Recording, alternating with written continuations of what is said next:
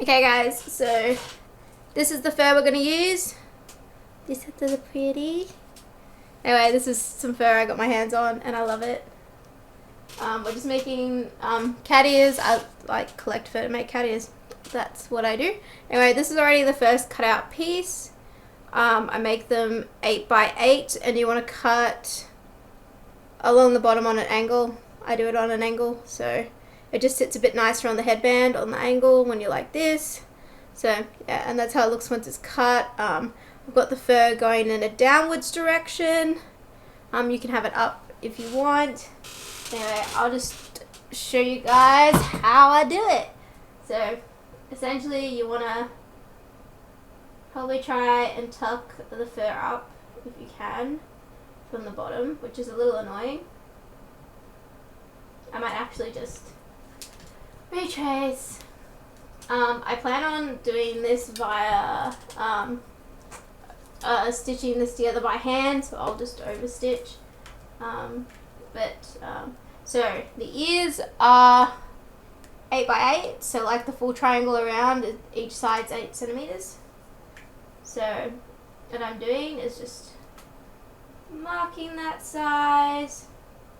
I'm marking 9 just to leave a little bit of allowance on my sewing seam. And so once you've done that and you've got that mark line, you want to mark in the middle of 9, which is 4.5. Just do that. Alright, getting somewhere. Now, I'm actually using these set of ears as my measurements because these are my favorite ears and I love them. So there's that. And so there's 6 centimeters in height, so I'm doing this up to 7. Just measure to 7. Okay. So this is going to be the opposite side of this ear, so this is going to be like this. I know the bottom looks longer, but it actually isn't longer. It's just because one goes a bit longer. And so you want to make sure there's about 1 centimeter for that angle to be there. What you want to do is just take your lines and measure up, and you'll notice that it does match up to be 8 centimeters. And then you want to match this up to that angled one, which is still, if you look, because it's a slightly different angle, it's still about 8 centimeters. Just making sure I'm lining that up right. Guys, when doing this, if you're doing it on a darker material, do find, like, use white chalk or something. Because this isn't easy with a dark coloured. Also have a hard solid surface underneath you. This is my bed. And it's a mess.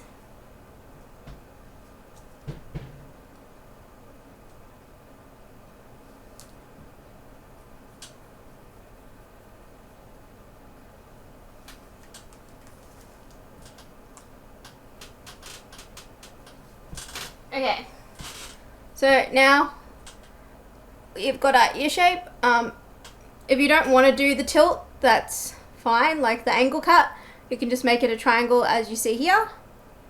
But yeah, so the tricky part about dealing about fur is obviously when you want to cut it, you want to make minimal amounts of damage to the fur or cutting away from the fur. So what you need to do, and it's really irritating, is that you lift the fur up and you just want to snip, like you want to keep your scissors as close as this base fabric as possible to minimize the cut on the fur, and you just want to take a very little cut, and that's just going to be your initial cut, and you're just going to follow that cut, but you're going to try and keep as close to that top layer, and you're slowly going to cut it. Very little cuts. Very, very little cuts. And this, making sure it's always to,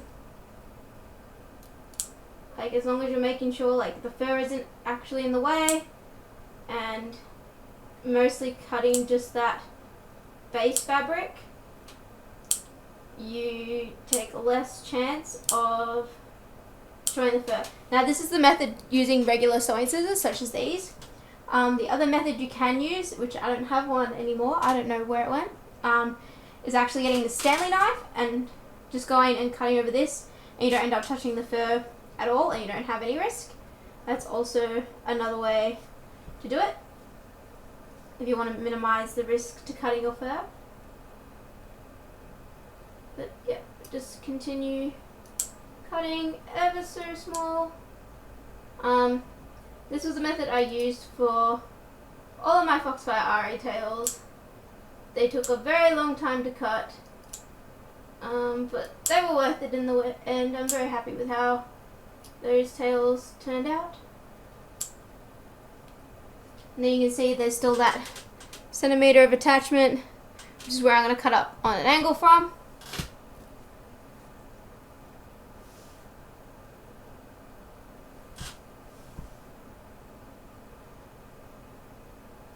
And remember, very small cuts.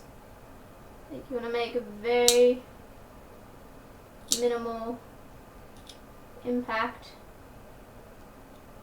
to the fur.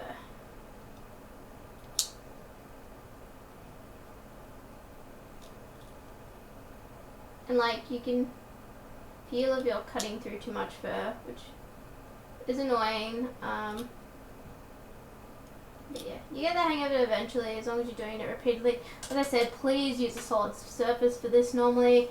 These are just cat ears for everyday wear that I'm making. So they're allowed to be a little bit messy, but for more accurate cutting, you want to avoid that. So, and that's it. And then I'm just gonna sew these two pieces together, and that'll be one pair of cat ears ready to, well, one ear. I still gotta do the other ear. But yeah, they should look cool.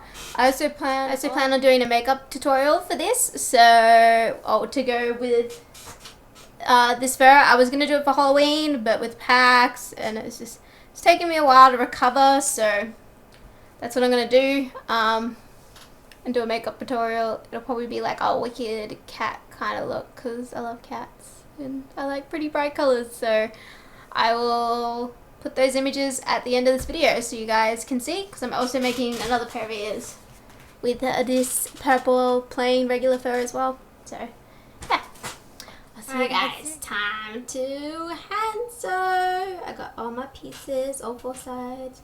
So let's do that. Probably to speed up me hand sewing. Enjoy, guys.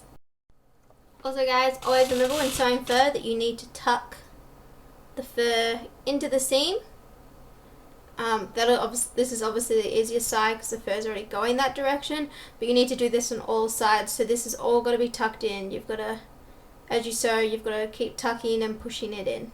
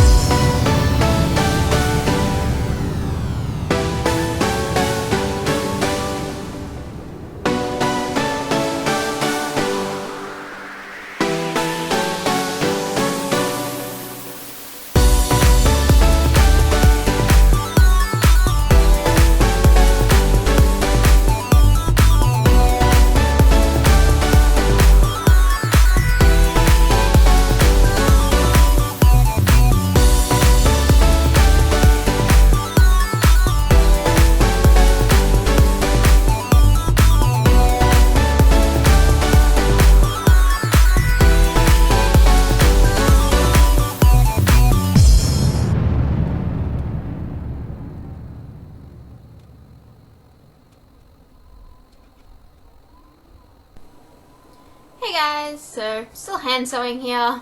It's taking forever.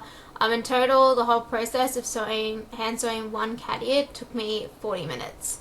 So I hope the speed up's alright.